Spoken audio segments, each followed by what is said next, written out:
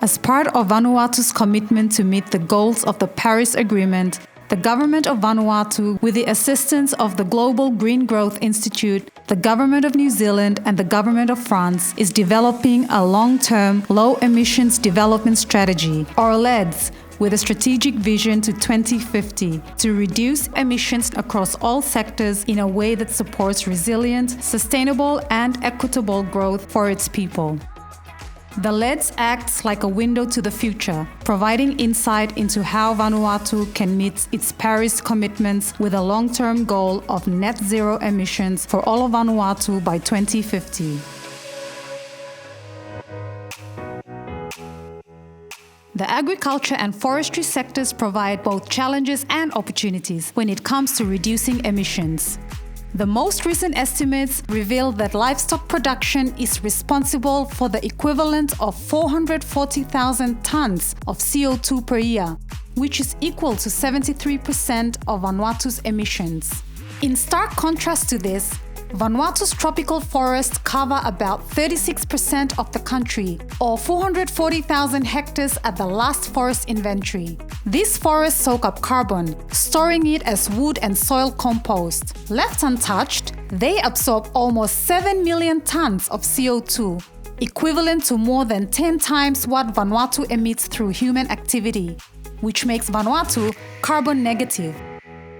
For this current National Forest Inventory, Vanuatu focused not only on the wood industry development aspect, but covers series of important considerations, including silviculture, environment, biodiversity, climate change, and also carbon considerations. So we'll provide the Government of Vanuatu sufficient information and data in the national obligations and reporting. Vanuatu is part of the UN's REDD+ program of reducing emissions from deforestation and forest degradation. The National Forest Inventory is an essential part of this program, which will enable Vanuatu to secure global funding to implement community programs such as rehabilitating cleared land and old plantations with new trees. Preserving forest cover in Vanuatu is critical to helping address climate change at a national and international level, whilst respecting customary ownership and traditional uses. Because in Vanuatu, the flora is intimately involved in cultural life, traditional medicine, food, arts, customs, and so on.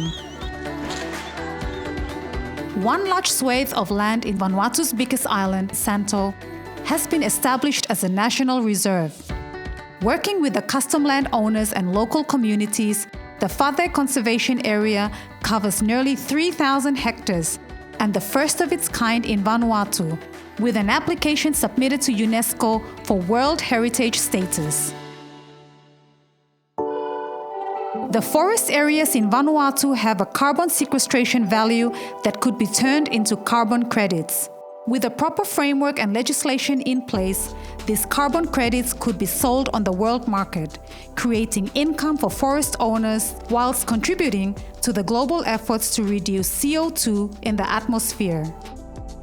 Preserving coastal ecosystems is also critical, as they are also potential sources to store large quantities of what is called blue carbon in both the plants and the sediment below.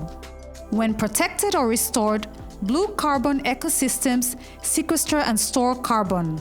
When degraded or destroyed, these ecosystems emit the carbon they have stored for centuries into the atmosphere and oceans and become sources of greenhouse gases. A silvopastoral system is an integrated form of land use that combines trees, forage, and livestock.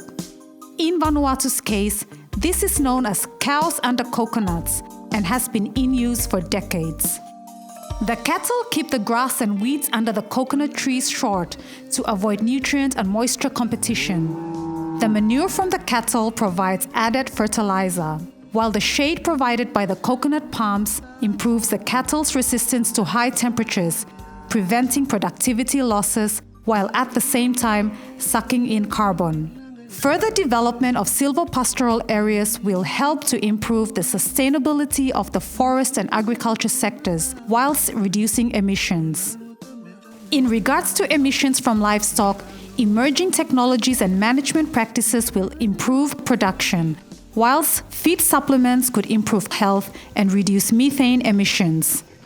Many things can be said, many things can be done to lock carbon out of the atmosphere, but one thing for sure is that through forests we can be able to lock out the carbon emissions. That is why it is very, very important for Vanuatu, and it is very, very important for everybody to appreciate the importance of forests and its management. The LEDS allows us to look towards the future and start making positive change to reduce emissions across all sectors in a way that supports resilient, sustainable, and equitable growth for the people of Vanuatu.